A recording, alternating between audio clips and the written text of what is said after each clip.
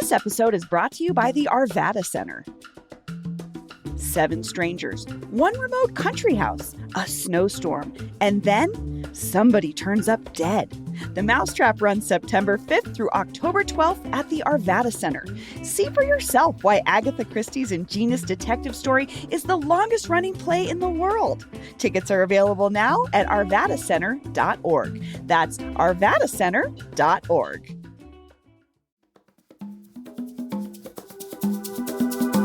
Today on CityCast Denver. Sloan's Lake is in bad shape, and it's not just the toxic blue-green algae that grows in it this time of year. It's getting so bad, the Dragon Boat Festival is probably going to have to find a new location.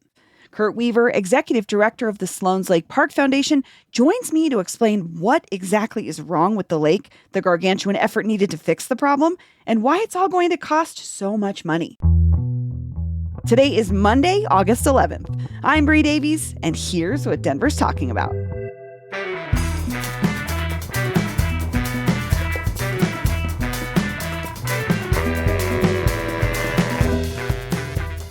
Hey, so before we get to today's conversation, I have a favor to ask. CityCast is doing our annual listener survey, and it would really help us if you took it. If you took it last year, we would be super grateful if you took it again, because we can't use last year's data anymore. So please go to citycast.fm/survey to take the survey. It's only 7 minutes long, I promise. We timed it. And again, that's just citycast.fm/survey. And when you take the survey, you'll also be eligible to win a $250 Visa gift card and maybe some CityCast Denver swag. Just go to citycast.fm/survey and take the survey today. Thanks. Kurt Weaver, welcome to CityCast Denver.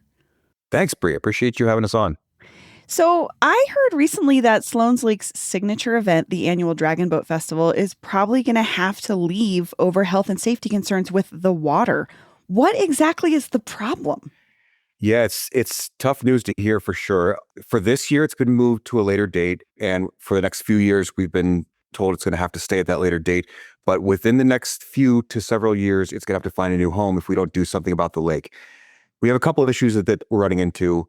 Some of it is naturally occurring, some of it is human-made, but the lake is basically filling in.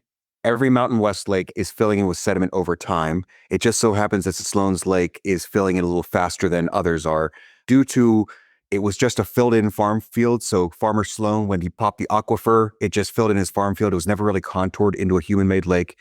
And so that compounds the problem because it doesn't have natural flow to keep it healthy.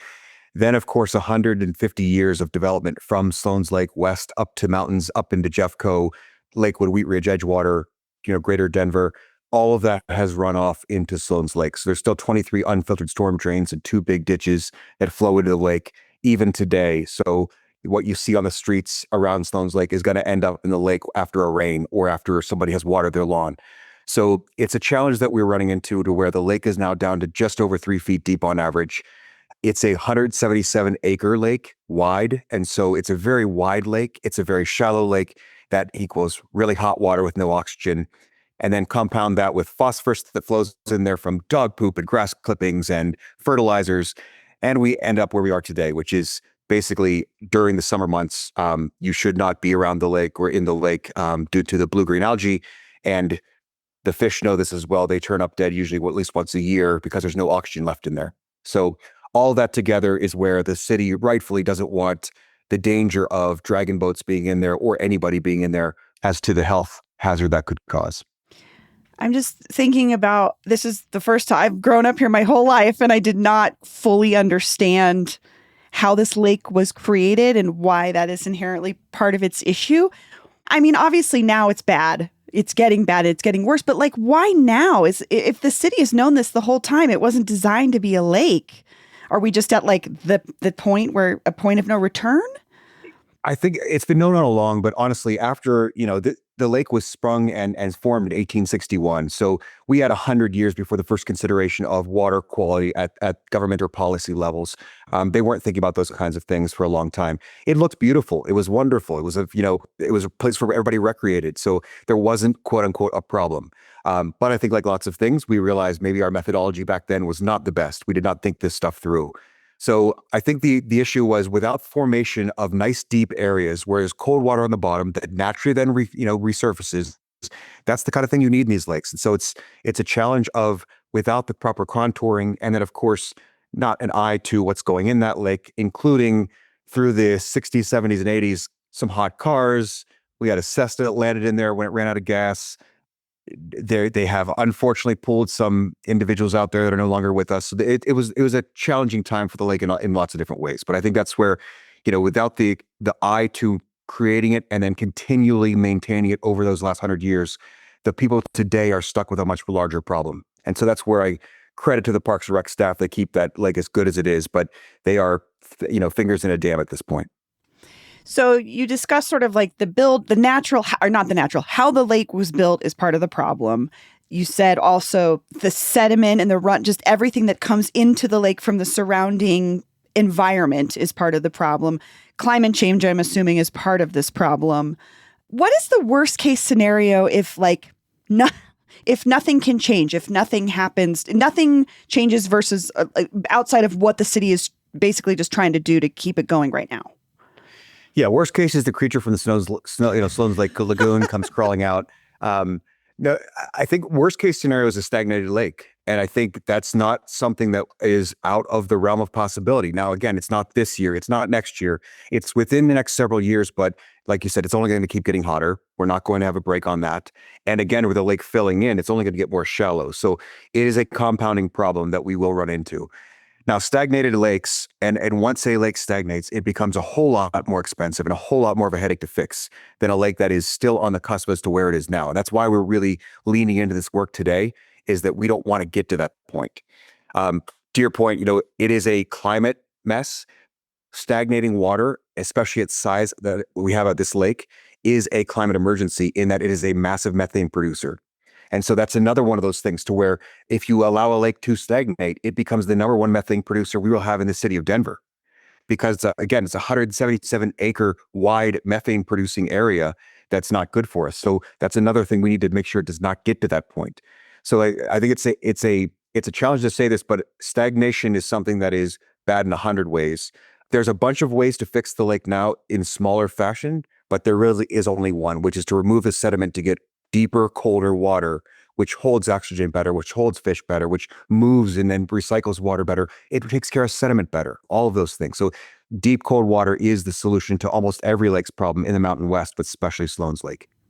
So that removing that sediment, if we didn't do that, the lake would basically just fill up with that and then just become like a goopy sediment pile that produces methane. So what would that, I imagine the implications are terrible, but what would that mean for the surrounding neighborhood again if like nothing was able to be done? Because we'll talk about the cost of this in a little bit. Sure. But like, what does that mean for the people, especially that live around it? Yeah, Sloan's Lake is certainly, it's such an important thing for West Denver and Northwest Denver. It is the third most used park in the city system. And certainly, as we know, people in Denver don't tend to cross 25 to recreate for some reason. So it's so vital to that community's health.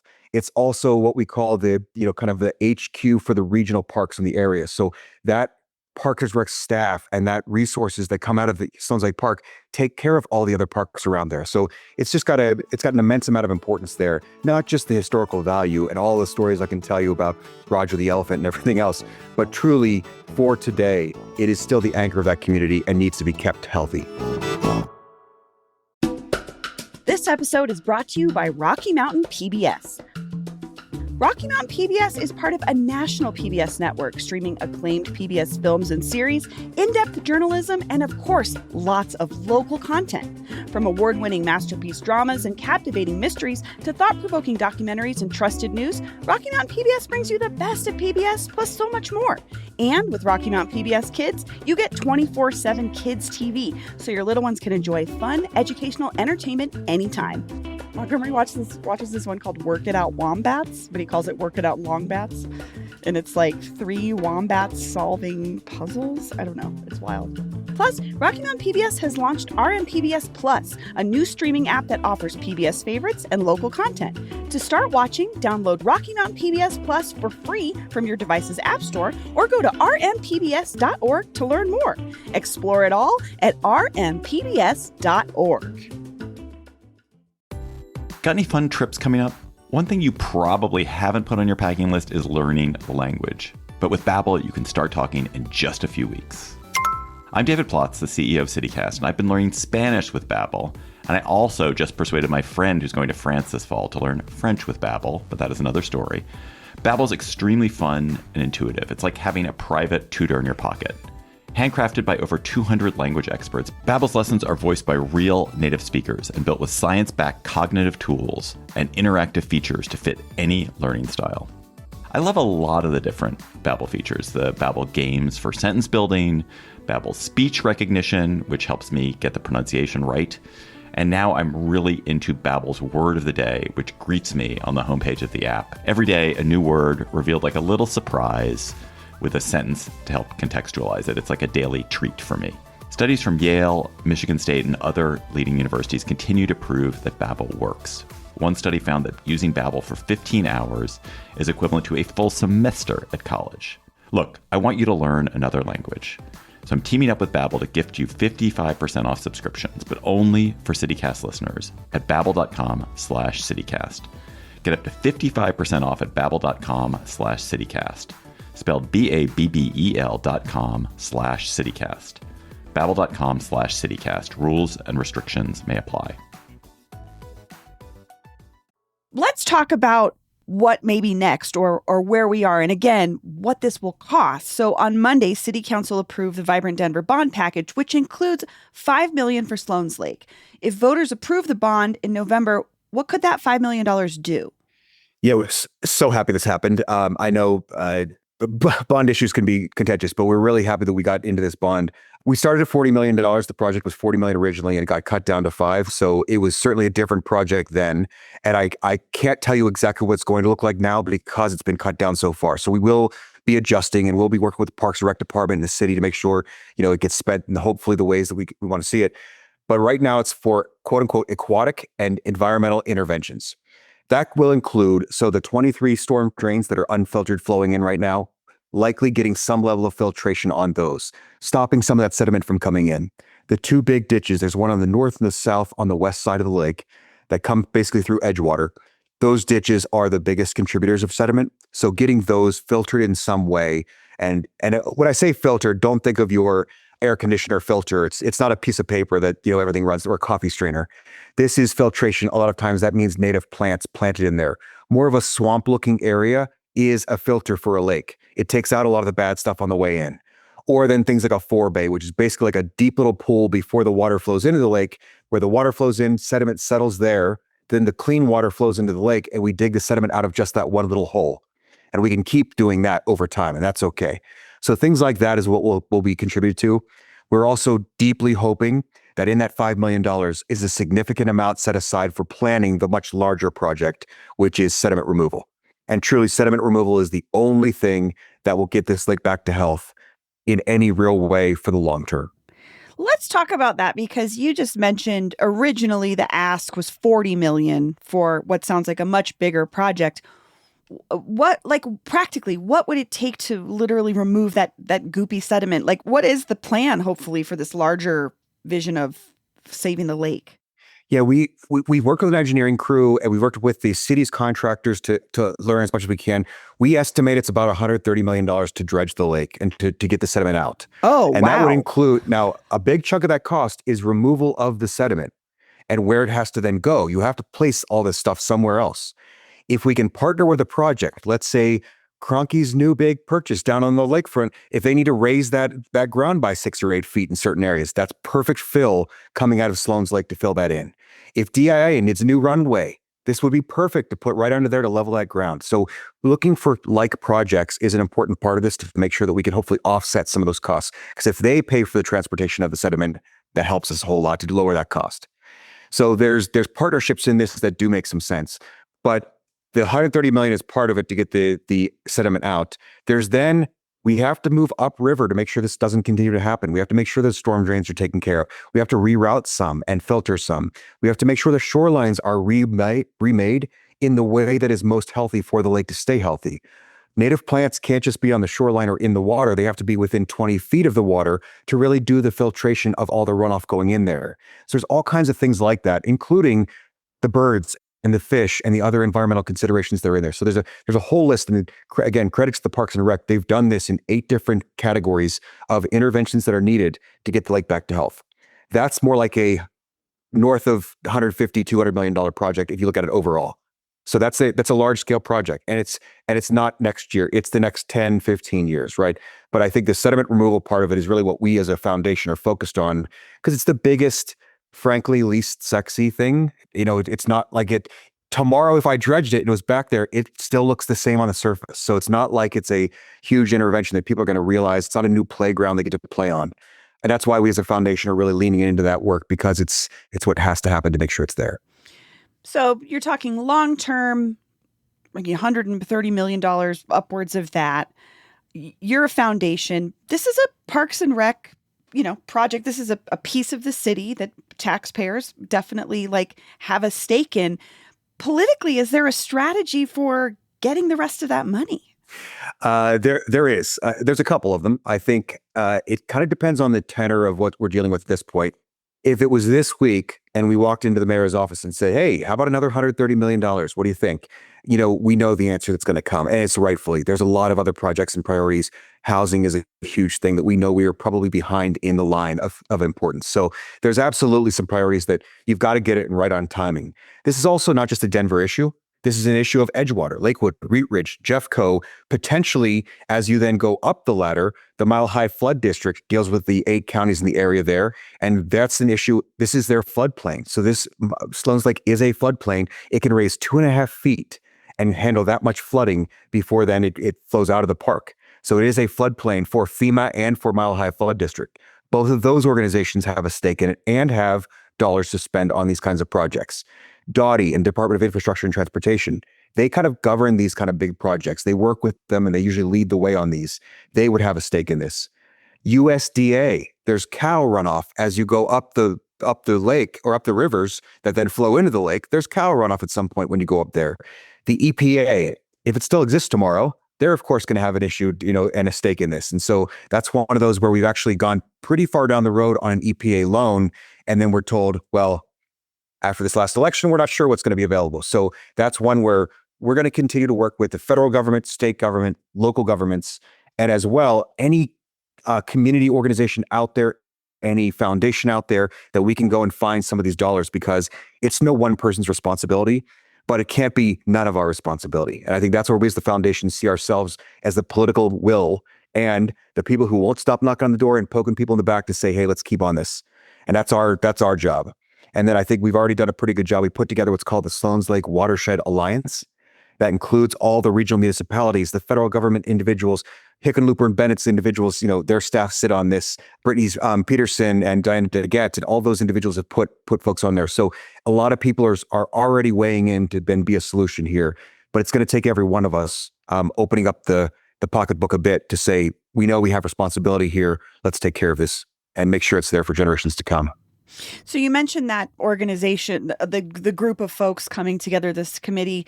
So does that mean that all of these counties and organizations and municipalities are fully they have a stake in this? It's not just you hope that they have a stake in it. I won't say fully in. They're currently attending the meetings and the phone calls. So they keep showing up. And that's at this point, when we're in this stage early on, that's all I can ask of them. At some point, there will be an ask, and they'll have to be, which is, hey, now we have a number.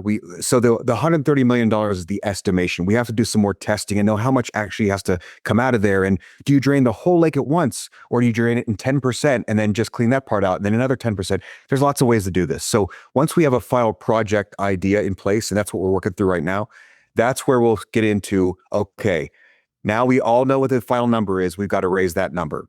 And the nice part about long-term debt, like the bond that's happening right now, is you don't need the money today in the bank. You need the ability to get the money over the next 10, 15, 20 years through all the different ways that you're doing it.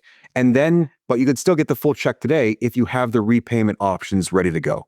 And so that's where we feel confident that with all of those people involved and all of them echoing the same thing, which is we love the lake, we love the history, we don't want it to go away. It's so important to us. We believe that we can get to the goal of that big number, even though that is a scary number. frankly, as you hear the budgets, the federal level being thrown, tossed about, it's not that scary of a number when you think about those levels and those numbers. So you mentioned the EPA, and I'm guessing this was like federal money. Did the EPA have money committed that was taken back from you all? Like, what was that situation like? No, we weren't that far, but what's called the WIFIA loans, and so it's basically for water infrastructure. And the EPA, it's an amazing program. Administrator Becker was actually in charge of it up until just a few months ago, and it was such a cool thing. They would give large-scale loans at very low rates with very great repayment options to basically take care of large-scale water projects that, again, water is not that sexy of a thing, and so it's not that easy to find money for it. So it was a wonderful program, and I hope it continues. But as of now, basically, it's been put on pause. So all the large-scale EPA opportunities like WIFIA and other loans like that, we're still going to chase down, absolutely. And we're going to go after every dollar we can before you ever go to a taxpayer to ask for a dollar, because we believe that the money is out there. And so that's what we want to chase down. So we've put in some letters of interest for loans like that. We've put in some inquiries. We've set on a bunch of calls to then learn as much as we possibly can. And right now it's sort of everything's on the table laid out within the opportunity of the project. And once we know what the project looks like, we start to line those two things up. And where are these funding sources? What other funding sources could Denver have outside of this $5 million? What other funding sources could, again, Mile High Flood District and Dottie and others that are involved too? I have to say, I was looking at real estate around the lake because I want to do. But you described You a and me very both, Bree. yeah. I feel like it's a pastime for us in Denver. You described a really beautiful neighborhood historically. I would hesitate that that's exactly what it looks like today. Obviously, there's a lot. I mean, houses a block off the lake are going for over $1 million. Are there some wealthy folks maybe in the neighborhood that could step up and help? I mean, have you heard from anybody in the neighborhood like that? Yeah, our foundation is made up of several of those individuals, plus then lots of the community members who have been there their whole lives. And I think that's what's really neat about our organization. I will say that those folks get their phone calls returned, and we really appreciate their help and support for it. And it's been a faster movement since they have gotten involved and since they've helped out. I think we also take on that you never want to price people out of a neighborhood. And so that's also a challenge that I know that lots of regional planners are looking at. And how do we make sure that Sloan's Lake is still the great, vibrant cultural hub that it has been for a long time, including things like the Dragon Boat Festival being the largest cultural event in the greater Denver area with almost 200,000 people coming to it. So I think it's important to keep an eye on both things. But I think at some point, the businesses and the individuals around the lake understand that donations will be needed to make this happen. And these are not $5 and $10 donations. These are going to be much larger donations. So we're certainly poised for that down the road as well. What we like to say is that we want to have a plan in place ready to go that they can buy into instead of having to, basically sell a dream down the road. And so that some of that stuff will come as we move our project a little bit more forward. But again, so far we're not getting no's. We're getting, hey, I just want to learn a little bit more about it, or I love that lake. What can I do to help? And that's what's been so heartening and what's kept us going for the last several years we've been doing this work. I think on the reverse of that, though, I'm wondering, like Sloan's Lake, again, the surrounding neighborhood is fairly affluent at this point. Do you think that this project in turn could get a disproportionate amount of attention relative to other neighborhood needs across the city? I would say not disproportionate amount, in that watching the Park Hill project ongoing, I'd say that's something that we're still feeling, next in line behind. So I think that's one of those things where we're not getting a disproportionate amount. I think West and Northwest Denver for a long time got a disproportionately low amount of influence, investment, and time and energy. Sloan's Lake was truly written off as a park for a lot of years throughout the middle of last century for Denver, and did not get that maintenance that we talked about earlier, which was, had we maybe done a little bit more in the 40s, 50s, 60s, this would not be a problem it is today. But that's not the time when we were looking at Sloan's Lake or West Denver as any sort of investment area. So I think it's time for West Denver, Northwest Denver to get some of this investment. Councilwoman Sandoval does a great job of speaking on this, which is, hey, lived here my whole life. And frankly, now that we are getting some attention, let's make sure we're doing the right things, not just maybe what some people are asking for.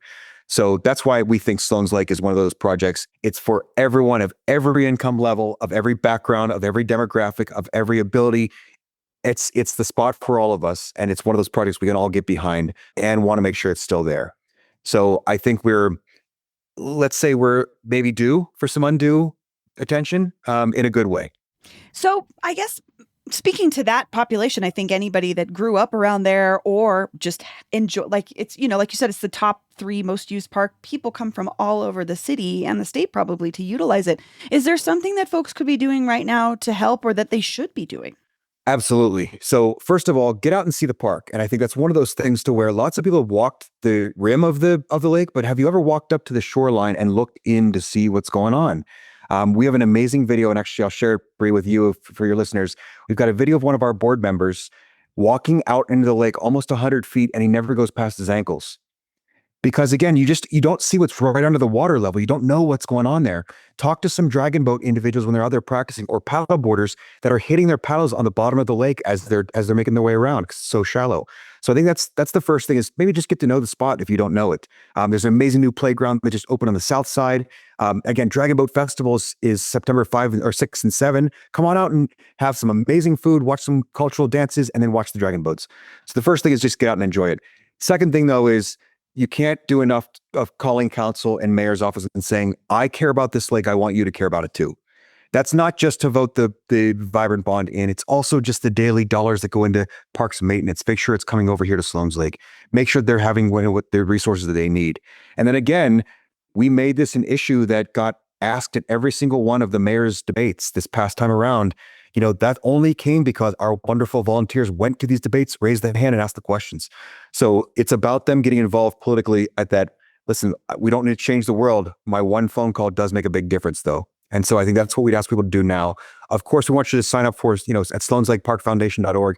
Our email lists and our cleanups that we do monthly. We do education lake walks that talk about the history of the lake, all that, Roger the Elephant and the amusement park and all the fun stuff that's happened there. So we'll talk through all that, but it's a great way then we do talk about current day and issues and show what's going on in the lake too. So, join us on a lake walk. August 16th is our next one. We do a cleanup from 9 in the morning till 10:30. We then do the education lake walk from 10:30 to noon. And that way you get to clean the lake and you get to learn a little about it and have a great time. So getting involved in that kind of stuff is important, but truly anytime you're around one of your elected officials of any level, and that would be state, federal, local, ask the question. If you live in Lakewood, Wheat Ridge, Edgewater, ask the question at a council meeting, what are we doing to help the Sloan's Lake challenges that's happening right now? Well, Kurt, this has been super informative, and I really appreciate it. It's cool for folks to be able to get a picture of what bond money may be going to, because we're all going to be voting on it in November. Yes, so yes. Please vote yes. I appreciate you taking the time to talk to me today. Thank you so much. We really appreciate you covering this issue, and thanks to everybody for listening about Sloan's Lake. That's all for today here on CityCast Denver. If you enjoyed this show, why not take a minute to tell Executive Director of the Colorado Dragon Boat Festival, Sarah Moore, about us. Rate the show wherever you get your podcasts and follow us on Instagram at CityCast Denver. You can subscribe to our morning newsletter and learn more about us at denver.citycast.fm. We'll be back tomorrow morning with more news from around the city. See you later.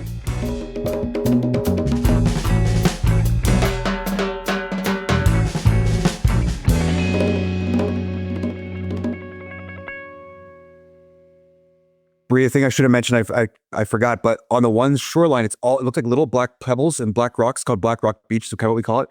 Those aren't black rocks. Those are sporting clays that have broken down over time because they used to shoot sporting clays over the lake. What? And so you can just pick it up and break them all. Like they're pieces of clay.